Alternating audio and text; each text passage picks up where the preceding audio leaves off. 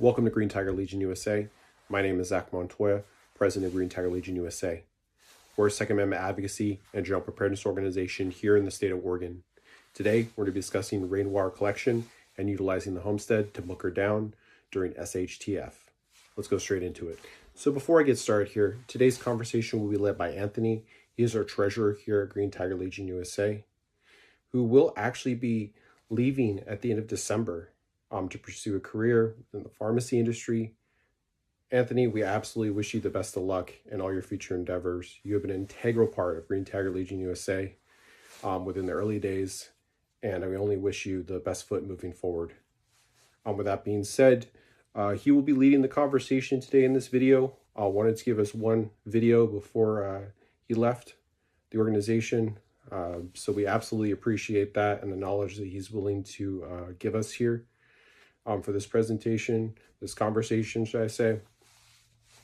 Keep in mind though, a little disclaimer, Anthony is not one to be in front of the camera.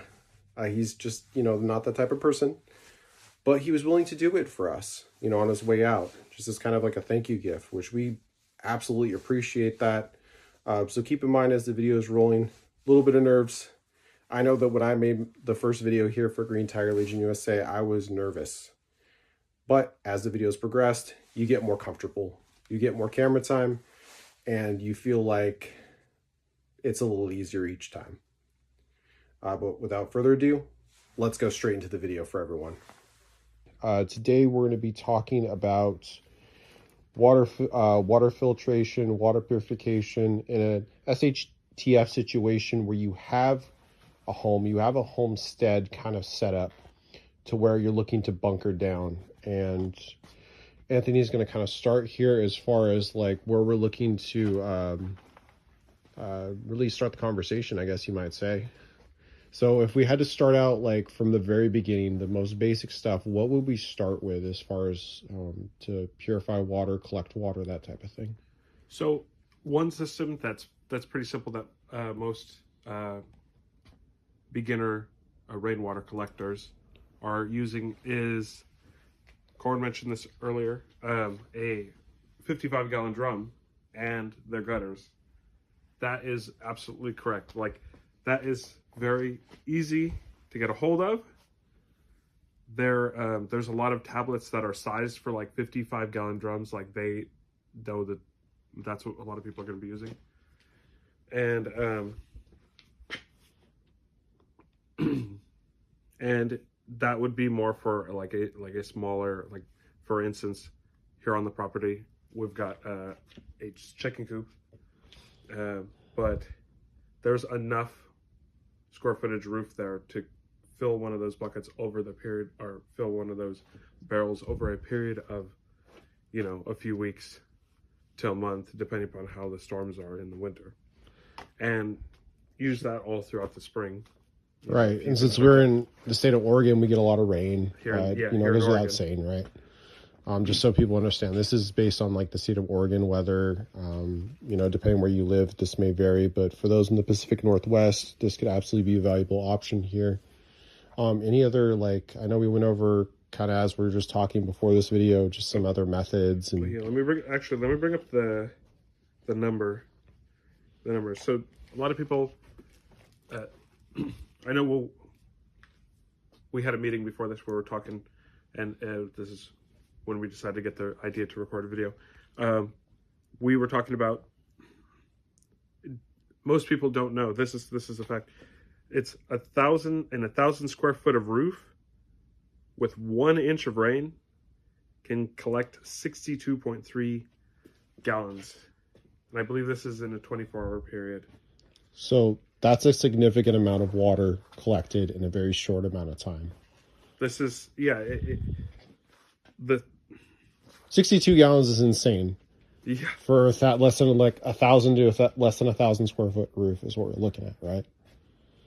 So that's absolutely, that type of water source from nature is now if pretty sustainable. Right? If you're collecting, most people on like a homestead type scale are using IBC totes. They fit a pallet perfectly. You can use the same equipment that you'd use to move pellets, to move them, and you fill them up with water. 330 gallons. I've seen a little bit bigger, but 330 gallons is 300 to 330 gallons is the typical sizes that we see. So even, you stack 3 of those together, you have about 1,000 gallons. That's going to last you a while. Even, family of 4 lasts you quite a bit. Sure, absolutely. As far as so anything else outside of that, as far as like, for example, if we're talking about other ways to maybe like purify water within that kind of same format. I know you mentioned something about like gutters and, changing those out for more like efficient gutters for water collecting, right? No. Just some gutters have a Y. Basically, you can switch between when you want it to be filling your tanks and when you want it to just be draining. Oh, there's a split, basically. There's a split. It's a Y that goes like this, and you can flip the switch to go between each one of them. Perfect. Okay. That's awesome. Anything else? I know that we talked about, would you say, Corn, about charcoal? Oh, if you learn how to make charcoal and then you can layer it in a cloth bag with sand, gravel, and rocks, you can make your own water filter. Okay. That's just a trickle filter. You just drop water on the top and let it drain out to the bottom. Fair. Okay. You also always can boil water after that to make sure it's sterile too. Right, and everyone knows about kind of like the water tablet, purification tablets, those types of, methods too. They're pretty portable. Yes. Anything else regarding like water collection, water purification? I know. I could talk about first flush systems, first flush tanks. So, let me bring up the numbers here.